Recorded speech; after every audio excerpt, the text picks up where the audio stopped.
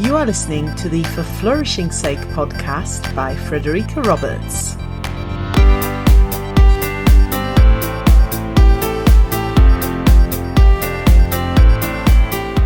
Welcome to episode 35. A few weeks ago, I hosted a mental health and wellbeing panel on YouTube, and last week I brought you a little snippet of that from Kate McAllister. On the panel, we had 5 fantastic guests, including Kate McAllister. We also had Dr. Caren Baruch-Feldman, Adele Bates, Kelly Hannaghan, and Anna Harrington. And this week, I'm bringing you a little snippet of something that Kelly Hannaghan contributed when we were talking about how to support the older age range of children, the 16 to 18, even 19-year-olds really, when they are going through a time when everything that they were planning on doing, things to do with exams and important life choices, has been completely and utterly turned around for them, and they don't really know whether they're coming or going. So over to Kelly.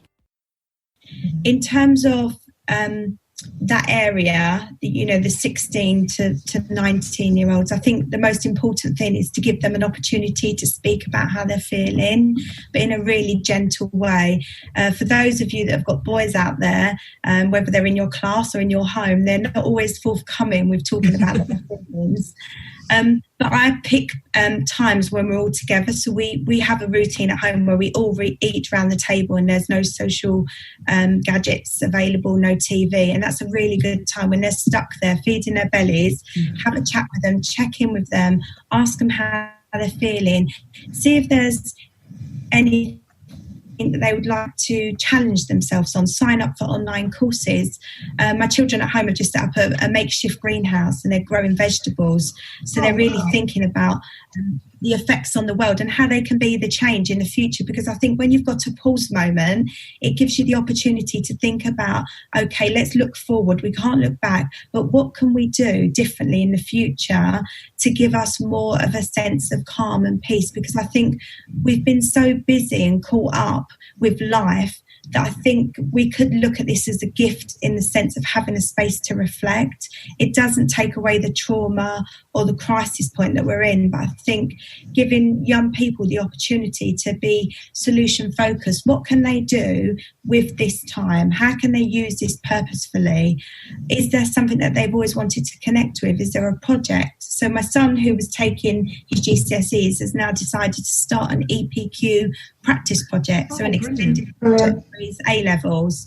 And he's working on that, and that's an experience, and he'll be able to reflect on how that's helped him, and taking that forward into doing his A-levels, that's going to be helpful. I think the first point of call, if we're thinking about families and teachers, is to just take a moment to take a breath and have a wobble.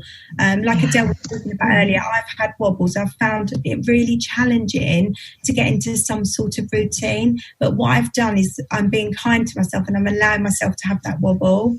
And I think it's okay for teachers to have that. They're working with vulnerable children who they're worried about sending home. They're also worried about the impact of the children coming in who've got parents who are working as key workers. I think we need to look at this as a process of grief as well. Children have lost their norm, and now we have to teach them another way of being. And that was Kelly Hannaghan there talking on the live mental health and wellbeing panel that I hosted in March. And if you want to watch back the entire panel, you can do so, of course, on the Happiness Speaker YouTube channel, and that's on the For Flourishing's Sake playlist there. But I will be bringing you more snippets in small doses over the coming weeks. And of course, I am also always on the lookout for contributors to this podcast. So if you have something to contribute in terms of expertise on well-being, anything that will contribute to flourishing of children and adults in school communities, then do get in touch and let me know. You can find me, the easiest way to find me is on Twitter, and the handle is @FlourishingEd. That's @FlourishingEd on Twitter. And I really look forward to hearing from you.